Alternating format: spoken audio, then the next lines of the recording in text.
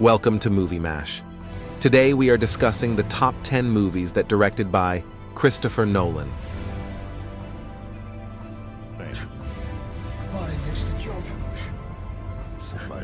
Number 10, The Dark Knight Rises. Nolan followed up the runaway worldwide success of The Dark Knight with a look at Batman brought low, his back broken by Bane and thrown in a pit prison where he's forced to watch Gotham destroyed from afar.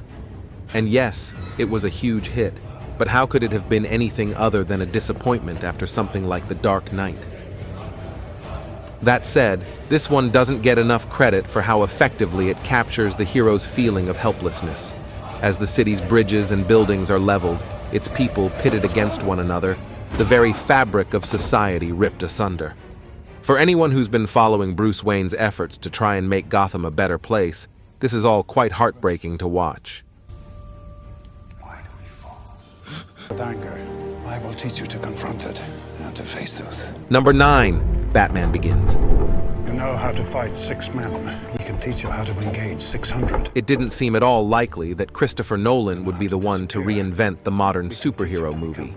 His forte seemed to be mindfuck thrillers, not action spectacles, and this was before young, newish directors were regularly handed billion-dollar franchises. But his take on Batman was both brilliant and deceptively simple. Batman had always been the relatable superhero, the one who didn't have magic powers, just money, vengeance, and will.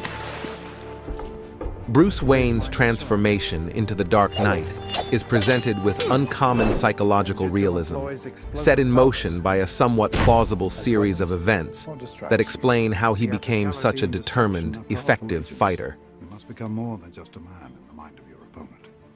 It hasn't happened yet.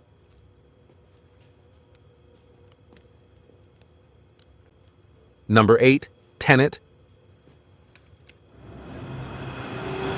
There are parts of Tenet that feel like they were crafted as a direct response to those who criticized Inception for being too exposition-heavy. You can almost hear Nolan yelling, "Okay, wise guy, how do you like it when I don't explain things?" Nolan's most oblique film to date. A sprawling, ornate action thriller in which the heroes can invert their passage through time so that they experience car chases and fights and all sorts of other things in reverse. Maybe some will call it a flop, but if it is, it's the kind of flop that only Christopher Nolan could have made.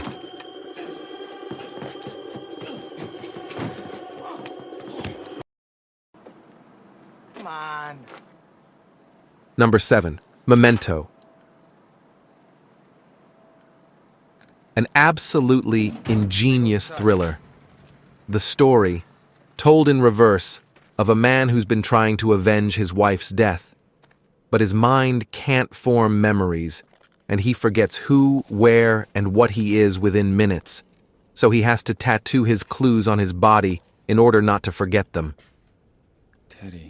It's an ideal marriage of structure and subject matter, as the nature of the storytelling ensures that we in the audience never really know what has happened before any given scene, which mimics the protagonist's existential haze. Didn't think so. This put Nolan on the map with its release in 2000, and is still considered his masterpiece by many fans. Beg forgiveness, and then you pay. Well, imagine you're designing a building, right? You consciously create each aspect, but sometimes it feels like Number it's almost 6, creating Inception. itself, if you know what I mean. Yeah, like I'm discovering it. Genuine. Consider this for a second. Nolan made a movie about high-tech thieves who break into people's dreams and steal hidden ideas from them. But this time, they are asked to secretly plant an idea in a person's head, so they go into that person's dream. But in order to hide their actions, they have to go several dreams down. So they have to create a dream inside the guy's dream so they can go into the next dream, then do it again. But they can't go too far down the dream levels, because if they do, they'll be stuck in a dream forever, and their brains will melt. And also, each level of a dream happens at a different speed, so that 5 minutes in the real world is an hour in dream time, and things slow down even further. The deeper you go within the dreams. But anything that happens in one dream can affect the dream in the next level. Fact. Christopher Nolan knows how to tell a goddamn story.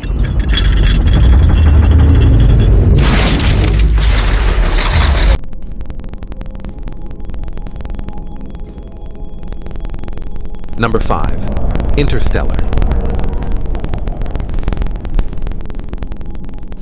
One of the saddest, loneliest space epics ever made, Nolan's expansive sci-fi film about Matthew McConaughey and Anne Hathaway traveling through a wormhole to another part of the universe in an effort to find a new home for humanity, was divisive when it came out, but it's slowly being acknowledged as one of his best works.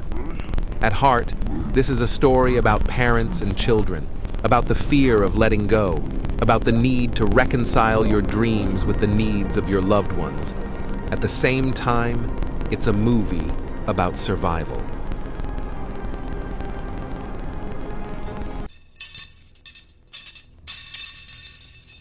Number 4.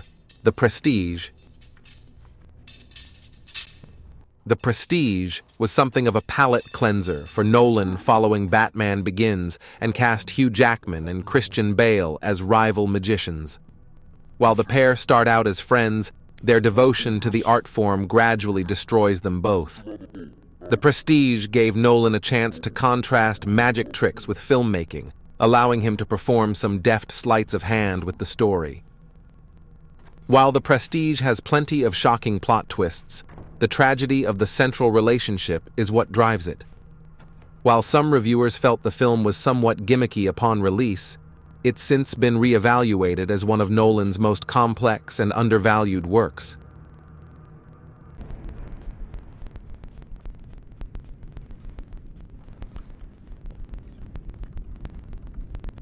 Number 3. Dunkirk.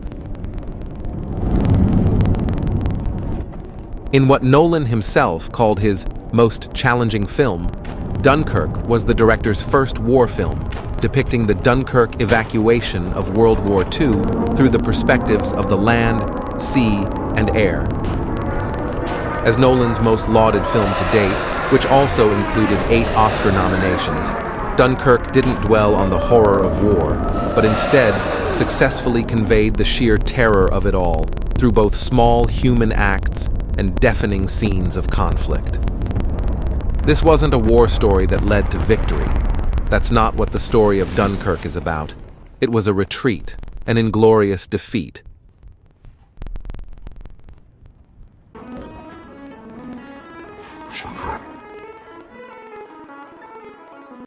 Number 2. Oppenheimer.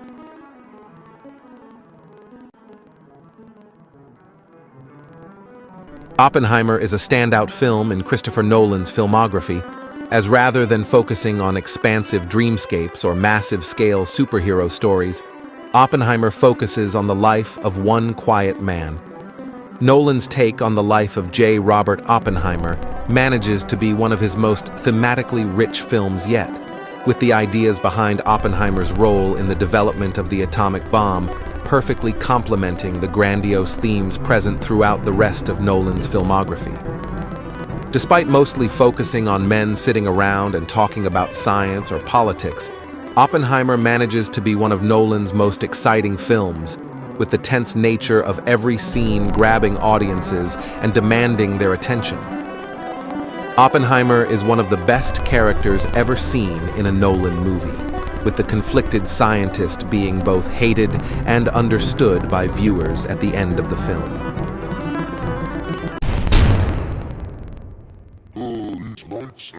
Number 1. The Dark Knight. The Dark Knight is not only Christopher Nolan's best movie, but it was also a game-changer for the entire superhero genre. While comic book movies had their share of success prior to 2008, both Iron Man and The Dark Knight would push the genre to new heights.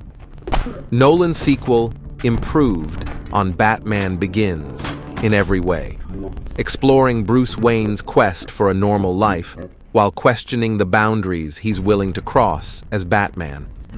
The film also features Heath Ledger's iconic Joker, who can switch between hilarious and terrifying in an instant. While The Dark Knight's story logic withers upon close inspection, Everything from the performances to the set pieces are first class. Perhaps most importantly, in an age where blockbusters films can feel interchangeable, The Dark Knight is, first and foremost, a Christopher Nolan movie, and is filled with his unmistakable visual stylings, alongside his aesthetic and thematic concerns. You must be hard.